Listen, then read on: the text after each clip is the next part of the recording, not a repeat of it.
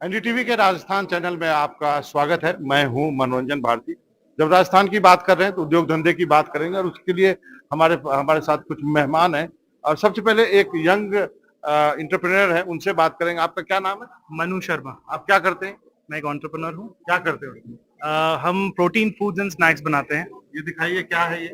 ये protein snack है जो शुगर फ्री है एंड एक्चुअली इंडिया में 73% प्रोटीन डेफिशिएंट लोग हैं, तो इसीलिए हम ऐसे फूड्स बना रहे हैं जो ये प्रोटीन डेफिशिएंसी को हटा सके ओवर टाइम। तो इंडियन रेसिपीज में हम प्रोटीन को इन्फ्यूज कर रहे हैं धीरे धीरे, जैसे वो आपकी ईटिंग हैबिट का पार्ट बन जाए। मैं आपसे बात करूं, आप शार्क टैंक में गए थे? जी, मैं शार्क टैंक सीजन 2 में था। उसके बारे में अलग से बात है। सर आप बताइए, राजस्थान में उद्योग धंधे को लगाने के लिए एक इस तरह के यंग लड़के को क्या करने की जरूरत है? पहले अपना परिचय दे देते। मैं रफीक खान हूँ, एमएलए हूँ जयपुर शहर से और चेयरमैन हूँ माइनॉरिटी कमीशन। राजस्थान में जिस तरह की पॉलिसीज है ट्रेड और इंडस्ट्रीज के लिए, हम इंसेंटिव स्कीम्स और लोन के लिए स्कीम्स वो तो स्टेट गवर्नमेंट के लेवल पे है ही है फॉर यंग एंटरप्रेन्योर और जो भी नए स्टार्टअप आते हैं उनके लिए। लेकिन एक पॉलिसी हमारे यहाँ ऐसी है जो यूनिक पॉलिसी है पूरे हिंदुस्तान के अंदर। आज सबसे बड़ी समस्या कोई भी इंडस्ट्री को लगाने के लिए सबसे बड़ी समस्या आती है कि जगह कहां से लाए आती है, क्या यूज करे, और इंस्पेक्टर राज इतना हावी है हर जगह। तो हम लोग एक बिल लेके आए विधानसभा में, मुख्यमंत्री ने एक पॉलिसी दी, एक डायरेक्शन दिया, एक दिशा दी कि राजस्थान में लगने वाले किसी भी इंडस्ट्री को, किसी भी उद्योग धंधे को आने वाले 5 साल तक कोई लाइसेंस लेने की जरूरत नहीं, किसी भी तरह के लाइसेंस की रिक्वायरमेंट नहीं। वो परमिसेबल एरिया में जमीन लेकर के और उस पे इंडस्ट्री लगा सकता है बिना किसी हर्डल के। न कोई इंस्पेक्टर आएगा और न कोई अधिकारी पूछने आएगा। इसको टैक्स हॉलीडे देते हैं। टैक्स हॉलीडे तो सर्टेन जगह है ही, वो तो नेशनल लेवल पे जिस तरह की पॉलिसीज है उसका पार्ट रहता है। लेकिन टैक्स हॉलीडे के अलावा जो मैं बात बताना चाह रहा हूँ कि आपने इंडस्ट्री लगाई, कल फैक्ट्रीज एंड बॉयलर वाला आ गया, परसों जीएसटी वाला आ गया, पहले लैंड कन्वर्जन वाला आ गया, उसके अलावा कोई लेबर वाला आ गया, कोई पीएफ वाला आ गया, कोई पॉल्यूशन वाला आ गया।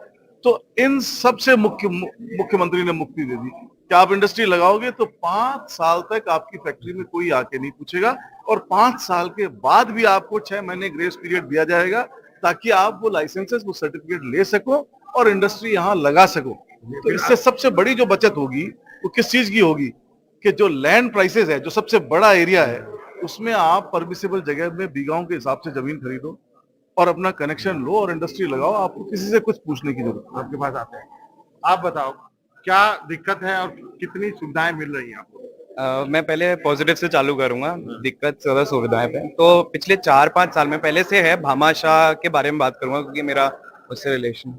तो पिछले 4-5 साल में अगर स्पेसिफिकली बात करें तो भामाशाह के अंदर काफी अच्छा, नॉट जस्ट गवर्नमेंट की तरफ से, बट एक पूरा एक इकोसिस्टम बिल्ड हो रहा है राजस्थान के अंदर। स्पेसिफिकली जयपुर शहर में नहीं, आसपास में भीलवाड़ा, उदयपुर, जोधपुर, सब जगह भामाशाह के सेंटर्स खुले हैं जिसमें एक इकोसिस्टम बिल्ड हुआ है स्टार्टअप को लेकर। मतलब जो हमारे पिछले 4-5 साल के अंदर आफ्टर कोविड जो एक स्टार्टअप का वो चालू हुआ है, वो राजस्थान भी एक काफी मेजर पोर्शन उसका कमिट दे रहा है। तो उसी के अंडर हमारे को काफी बेनिफिट्स मिल रहे हैं। आपको एक प्रॉपर जगह मिल रही है जहां पर आप ऐसे लोगों के साथ उठ बैठ सकें। वहां पर प्रॉपर मेंटरशिप है गवर्नमेंट की ओर से, प्रोफेशनल है, ऐसा नहीं कि स्टेट ओन्ड है, वो थर्ड पार्टी ओन्ड है, बट वो प्रोफेशनलिज्म पूरा एक जो प्रॉपर एक स्टार्टअप कल्चर की हम बात करते हैं वो प्रॉपर वैसा है। उसके कारण काफी बेनिफिट मिलता जा रहा है स्टार्टअप्स को, हमारे को एक अपॉर्चुनिटी दिख रही है वो, और उसी कारण से ये फायदा एक काफी अच्छा है जो राजस्थान गवर्नमेंट और गवर्नमेंट के साथ हम जो एक इकोसिस्टम बिल्ड करना चाह रहे हैं स्टार्टअप का, वो बिल्ड हो रहा है। मैनू दिक्कतें क्या है? सर अभी ये ग्रोइंग सिस्टम है तो ऑब्वियसली जो अवेयरनेस की प्रॉब्लम्स हैं वो जैसे छोटे शहरों में ज़्यादा है, बड़े शहरों में कम है। बट ये दिक्कत इतनी मेजर दिक्कत नहीं है। जहाँ पहले बिल्कुल बेसिक फंडामेंटल्स ही गायब थे वो अब नहीं है। ऑब्वियसली टाइम लग रहा है चीज़ों को बनाने में, जैसे एक फिनटेक पार्क आया है, लॉन्च हुआ है, बट ऑब्वियसली वो बनते बनते समय लगेगा। तो एक शायद ब्यूरोक्रेटिक दिक्कत हो सकती है, मगर सोच या विजन में मुझे नहीं लगता कि इतनी कोई भारी कमी है। जहां लोग बैंगलोर, दिल्ली और मुंबई में सैचुरेटेड थे स्टार्टअप्स को लेकर, वैसा अब नहीं है। क्योंकि अगर जयपुर भी है, स्टार्टअप है, रह के अगर बड़ी बड़ी कार देखो जैसी कंपनियां बिल्ड हो सकती हैं, तो मुझे नहीं लगता कि बाहर जाने की ज्यादा जरूरत है। कानूनी अड़चन आती है इन सब नहीं नहीं, देखिए मेरा ये मानना है कि सारी चीजें सरकार पर नहीं डालनी चाहिए, कानूनी अड़चने आती है। मेरा ये मानना है कि शिक्षा को रोजगार से जोड़ना चाहिए। जो कुटीर उद्योग है, लघु उद्योग है, ग्रामीण में जैसे मान लीजिए राजस्थान तो टूरिज्म के लिए जाना जाता है, तो लोग जो रोजगार के पीछे बाहर भाग रहे हैं वो बंद होना चाहिए। शिक्षा को आप मान लीजिए एमटेक करने के बाद आप 10,000 की नौकरी के लिए आप बेंगलोर जा रहे हैं, वो गलत है। मेरा ये मानना है कि विलेज टूरिज्म है, वैसा प्रोवाइड भी तो करना नहीं, लेकिन सरकारों के भरोसे नहीं होगा। आदमी का खुद का माइंडसेट बदलने की जरूरत है। मान लीजिए मैं लीगल फील्ड से हूं, तो लीगल फील्ड के अंदर भी जैसे शुरुआती वकील तैयार होना है तो उसको शुरुआत में कुछ स्टाइपेंड दो, जो सीनियर्स वकील हैं उसको तैयार करें, और उनको ये नहीं कि आप तैयार खुद होइए। इसी तरह से राजस्थान के अंदर नए रोजगार को शिक्षा के साथ जोड़ने की जरूरत है। एक सबसे बड़ी बात जो उन्होंने कही, कार देखो, एक बहुत बड़ा यार वो लड़का मनु जो है खुद शार्क टैंक में होके आया, स्ट्रगल करा। इनके लिए आपको क्या एडवाइस? देखिए, जो यंग बच्चे हैं इनकी तरह, और ये खाली एक बच्चा ही नहीं है, बहुत सारे अभी यूथ हैं जो स्टार्टअप्स में काम कर रहे हैं और गवर्नमेंट की स्कीम्स का बेनिफिट भी ले रहे हैं।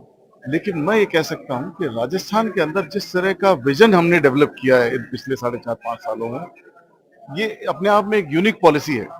हम न केवल इनको जगह दे रहे हैं, पॉलिसी दे रहे हैं, बल्कि इनको फंडिंग भी कर रहे हैं, और फंडिंग के अलावा हम इनको इंटरेस्ट सबवेंशन भी दे रहे हैं, जिससे इनकी जो कॉस्ट है, इंडस्ट्री लगाने की जो कॉस्ट है, कॉस्ट रिड्यूस हो सके और इनको अपनी इंडस्ट्री लगाने में ऐसा नहीं हो कि वो ब्याज के बोझ के तले मर जाएं।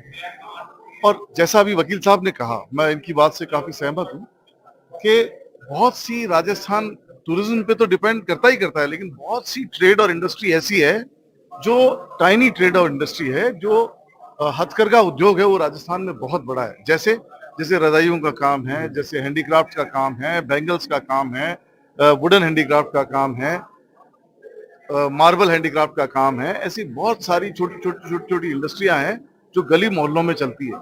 मैंने मुख्यमंत्री जी को एक प्रपोजल दिया था अभी बीच में कि जब हम एक इन एरियाज के अंदर जाते हैं तो इनको काम करने वाले लोगों को, जैसे बिजली कनेक्शन वाले परेशान कर लेते हैं कि कमर्शियल कनेक्शन लगना चाहिए, तो मैंने कहा द मोमेंट हमको ये रियलाइज हो जाए कि भाई ये कुछ ना कुछ प्रोड्यूस कर रहा है, हमें इमीडिएटली इनको बजाय कमर्शियल चार्ज करने के इनको इंडस्ट्रियल कनेक्शन दे देना चाहिए। तो ऐसी बहुत सी सुविधाएं हम कर रहे हैं। और एक बहुत बड़ा बिजनेस जो जयपुर में है वो जेम एंड ज्वेलरी का बिजनेस है। हर घर में जब आप चार दीवारी के अंदर जाओगे तो आपको ये अंदाजा होगा कि हर घर में पत्थर घिसने की मशीनें लगी हुई है। जयपुर का जवाहरात न केवल जयपुर में बल्कि पूरी दुनिया में माना जाता है। पूरी दुनिया से लोग बाग सोर्सिंग के लिए, कलर स्टोन के लिए पूरी दुनिया से लोग बाग जयपुर में आते हैं, मार्बल के लिए जयपुर में आते हैं, ग्रेनाइट के लिए जयपुर में आते हैं। तो धीरे धीरे हमारी इंडस्ट्री को चार चांद लग रहे हैं। आप ये सोचो कि कलर स्टोन्स जो हमारे यहाँ कुछ नहीं होता, हम बाहर से इंपोर्ट करते हैं, यहाँ जयपुर में मैन्युफैक्चरिंग करते हैं और पूरी दुनिया में उसकी खपत होती है, पूरी दुनिया उसकी बायर है। तो बहुत एक अच्छे लेवल पे काम राजस्थान में चल रहा है। एक लास्ट सवाल है, आपको क्या लगता है, आपका स्ट्रगल क्या रहा अभी तक जो रहा, आप क्या अचीव करना चाहते हैं और इन जैसे लोगों को क्या कहना चाहते हैं जो आपको देख रहे हैं? सर अभी स्ट्रगल तो I guess it's a part of business, वो तो होना ही है, बिकॉज वरना तो नौकरी क्यों ना कर ले हम। मगर अचीवमेंट तो ये होगा कि हम जयपुर में रहकर या राजस्थान में रहकर ग्लोबल ब्रांड्स डेवलप कर सकें और हमारे प्रोडक्ट्स को not just in India, we can get them outside India as well. So that's the dream. आपका क्या सपना है? मेरा सब सपना है, मेरा खुद का हैंडीक्राफ्ट्स का काम है। तो जयपुर क्योंकि एक heritage capital of the world भी कहा जाता है, तो बस एक वही चीज है कि यहाँ से एक उठा हुआ बिजनेस हो जो एक्चुअल में इसको जस्टिफाई कर सके कि जयपुर एक heritage capital of the world है। तो बस वही हैंडीक्राफ्ट्स का एक हेरिटेज लेवल पे ग्लोबल लेके जाना है।